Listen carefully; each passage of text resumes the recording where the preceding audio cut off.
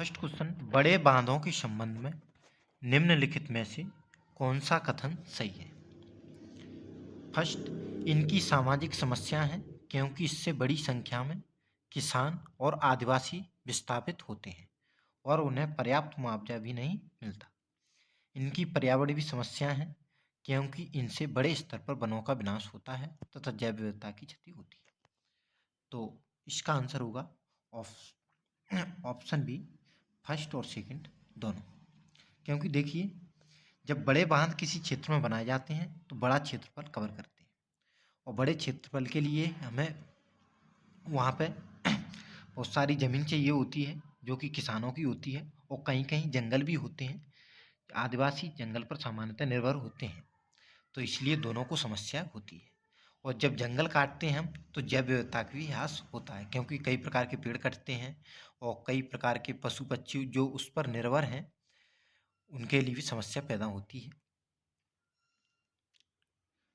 Next question, Bharat में सितार के उस्ताद sitar maestro के रूप में किसे जाना जाता है?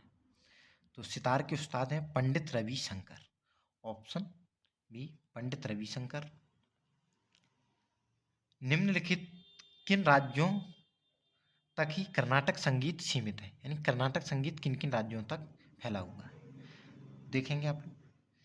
कर्नाटक, महाराष्ट्र, गुजरात, राजस्थान, इनमें देखिए नॉर्थ के राज्य हैं। कर्नाटक संगीत दक्षिण भारत से संबंधित है, तो ये उत्तर प्रदेश दिया है सेकंड में।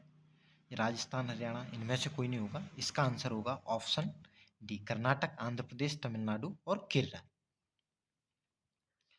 भारतीय संविधान के किस अनुच्छेद में उल्लेख किया गया है कि बाहरी आक्रमण और आंतरिक अशांति से राज्यों की रक्षा करना केंद्र सरकार का कर्तव्य है? तो ये अनुच्छेद 355 में ये बात कही गई है और अनुच्छेद 356 आप लोग जानते हैं राष्ट्रपति शासन से संबंधित है। निम्नलिखित में से किस कंपनी ने सितंबर 2022 में मून लाइटिंग के आरोपों के तहत लगभग 300 कर्मचारियों को बर्खास्त कर दिया था?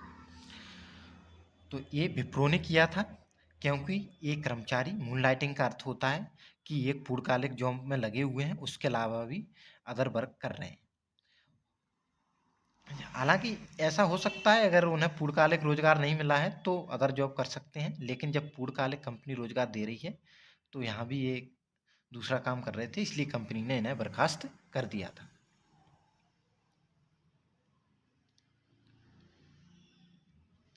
1956 के औद्योगिक नीति प्रस्ताव ने किस पंचवर्षीय योजना का आधार बनाया? ये द्वितीय पंचवर्षीय योजना थी। जो औद्योगिक नीति पहली कृषि से संबंधित थी, दूसरी औद्योगिक नीति प्रस्ताव था। इसमें कौन सी पंचवर्षीय योजना महालनोबिस के विचारों पर आधारित थी? तो ये द्वितीय पंचवर्षना थी, औद्योगिक नीति से संबंधित थी और यही महालनोबिस के विचारों पर भी आधारित थी। नेक्स्ट, भारत के योजना आयोग को किस वर्ष में नीति आयोग द्वारा प्रतिस्थापित किया गया था? तो ये नरेंद्र मोदी सरकार आई थी, जब एनडीए सरकार आई थी तो 2015 में योजना आयोग का प्रतिस्थापन कर दिया गया था नीति आयोग के द्वारा। 1 जनवरी 2015 को नीति आयोग की स्थापना की गई थी। नेक्स्ट, निम्न में से कौन सा खाता वह खाता है जिसका रखरखाव एक भारतीय बैंक द्वारा विदेशों में लेन देन करने के उद्देश्य से आमतौर पर उस देश की मुद्रा में किया जाता है? तो भारतीय बैंक विदेशों में जो लेन देन करने के उद्देश्य से करती है उसी देश की मुद्रा में, तो ये नॉस्ट्रो खाता होता है। नॉस्ट्रो खाता। भारतीय संसद में प्रत्यक्ष कर संहिता विधेयक डायरेक्ट टैक्स कोड बिल कब पेश किया गया था? तो ये किया गया था 2010 में पेश, डायरेक्ट कोड बिल जो प्रत्यक्ष कर से संबंधित था। नेक्स्ट, निम्नलिखित में से किस राज्य में 2021 की स्थिति के अनुसार भारत में सोने की अयस्क का सबसे बड़ा भंडार है? तो सोने की अयस्क का सबसे बड़ा भंडार ये बिहार में मिला हुआ है, तो ऑप्शन सी इसका आंसर होगा।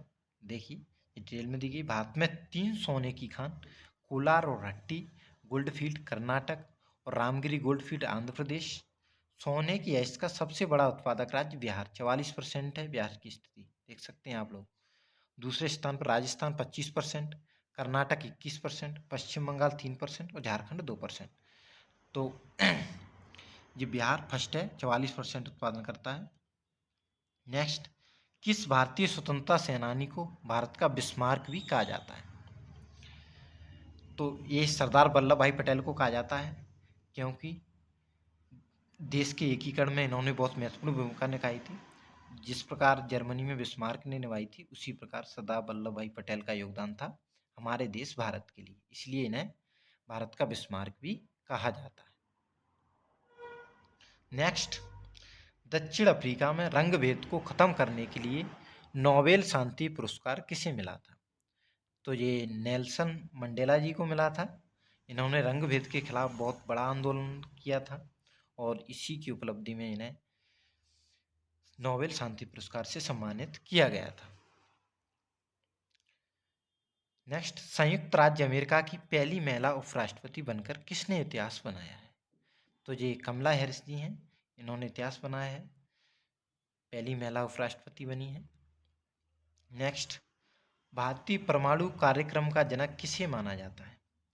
तो ये sir Homi Jehangir Bhabha, option A इसका आंसर हो जाएगा। इन्हें भारतीय परमाणु कार्यक्रम का जनक माना जाता है। इसी तरह एमसीक्यू सीरीज में आप लगातार जुड़े रहिए और सभी क्वेश्चन हम कवर करते चलेंगे। और भी क्लास चल रही हैं इस पर, प्रीवियस ईयर क्वेश्चन भी की चल रही है। तो आप लोगों को चैनल को सब्सक्राइब कर लेना, वीडियो को लाइक और शेयर करना।